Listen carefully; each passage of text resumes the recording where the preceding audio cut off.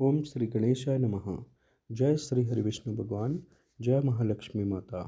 माघ मास महात्म्य का 25वां अध्याय। पिशाच कहने लगा कि हे मुनि, केरल देश का ब्राह्मण किस प्रकार मुक्त हुआ, यह कथा कृपा करके विस्तार पूर्वक कहिए। देवगति कहने लगा, केरल देश में वासु नाम वाला एक वेद पारंगत ब्राह्मण था। उसके बंधुओं ने उसकी भूमि छीन ली, जिससे वह निर्धन और दुखी होकर अपनी जन्मभूमि त्याग कर देश विदेश में घूमता किसी व्याधि से ग्रस्त होकर मृत्यु को प्राप्त हो गया। उसका कोई बांधव न होने के कारण उसकी और गर्भ वैदिक क्रिया नहीं हुई और न ही उसकी दाह क्रिया हुई। इस प्रकार क्रिया के लोप होने से निर्जन वन में प्रेत होकर चिरकाल तक फिरता रहा। शीत ताप भूख प्यास के दुखी से हाहाकार करता हुआ वह नंगे शरीर रोता फिरता था, परंतु उसको कहीं सद्गति नहीं दिखाई देती थी। सर्वथा दान न देने से वह अपने कर्म फल को भोगता था। जो लोग अग्नि में आहुति नहीं देते, भगवान का पूजन नहीं करते, वे आत्मविद्या का अभ्यास नहीं करते, अच्छे तीर्थों से विमुख रहते हैं।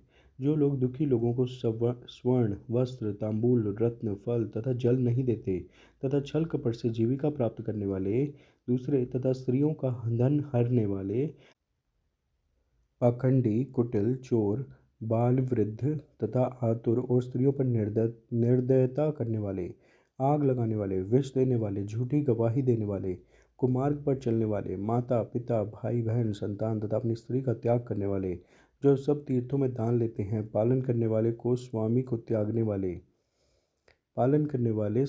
त्यागने वाले, गौर तथा भूमि के चोर, वेदों की निंदा करने वाले, वृथा द्रोह करने वाले, प्राणियों की हिंसा करने वाले, देवता गुरु की निंदा करने वाले, यह सभी बारंबार प्रेत पिशाच राक्षस तथा बुरी योनियों में जन्म लेते हैं।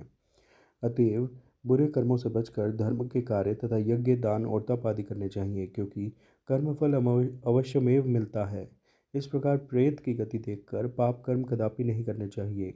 ब्राह्मण कहने लगा कि इस प्रकार उस केरल ब्राह्मण ने उस पर्वत पर अधिक समय व्यतीत करके एक मार्ग में एक पथिक को देखा, जो गगरियों में त्रिवेणी का जल लिए हुए था, आनंद पूर्वक भगवान के चरित्र का गान कर रहा था। प्रेत ने उसका मार्ग रोककर कहा कि तुम डरो मत, इस गगरी का जल मुझको पिलाओ नहीं तो मैं तुम्हारे प्राण ले लूँगा। देवगुति कहने लगा कि दुखी दुर्बल नंगे मुरझाए हुए तुम कौन हो, पैरों से पृथ्वी को स्पर्श न करके चलते हो। लोमश जी बोले। प्रेत यह वचन सुनकर कहने लगा कि मेरे ऐसा होने का कारण सुनो। मैंने कभी ब्राह्मणों को दान नहीं दिया, अत्यंत लोभी क्रियाहीन दूसरे के अन्न से पलने वाला था। मैंने कभी किसी को भी भिक्षा नहीं दी, ना दूसरे के दुख से दुखी हुआ। प्यासे प्राणियों को मैंने कभी जल नहीं पिलाया।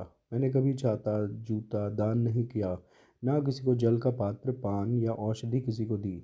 ना मैंने अपने घर में कभी किसी अतिथि को ठहरा कर उसका सत्कार किया। अंधे वृद्ध अनाथ और दीनों को मैंने कभी अन्न से संतुष्ट नहीं किया और न ही किसी रोगी को मुक्त किया। न कभी ब्राह्मणों को दान दिया, न कभी अग्नि में हवन किया। वैशाख आदि मास में किसी को ठंडा जल नहीं पिलाया। न ही मैंने बड़ या पीपल का कोई वृक्ष लगाया, न किसी प्राणी को बंधन से छुड़ाया। कभी कोई व्रत करके शरीर को नहीं सुखाया। इस कारण मेरा पूर्व जन्म सब बुरे कार्यों में ही व्यतीत हुआ। मेरे पूर्व जन्म के कर्मों से ही मेरी यह गति हुई है।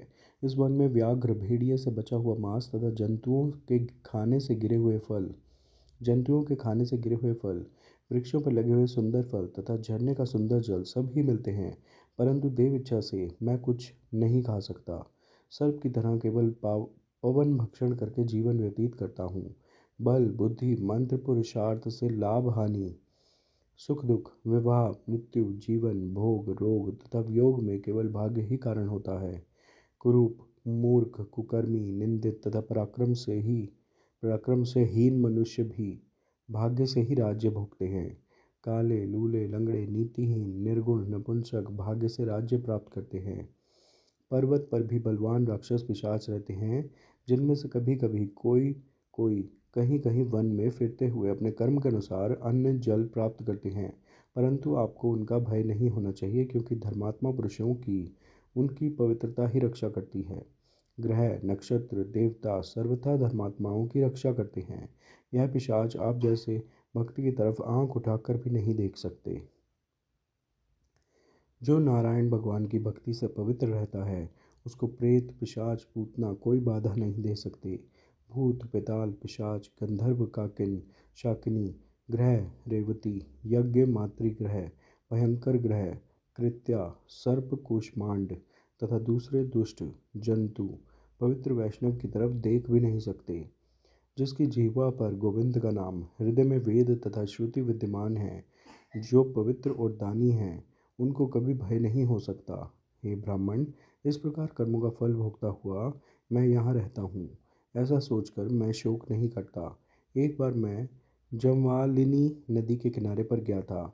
वहाँ पर घूमते हुए मैंने सारस के वचनों को सुना था। माघ मास महात्म्य का 25वां अध्याय पूर्ण हुआ। आप सब प्रेम से मेरे साथ बोलिए, जय श्री हरि विष्णु भगवान, जय महालक्ष्मी माता। कृपया इस वीडियो को लाइक और शेयर करें और चैनल सब्सक्राइब करें। धन्यवाद। हरे कृष्णा।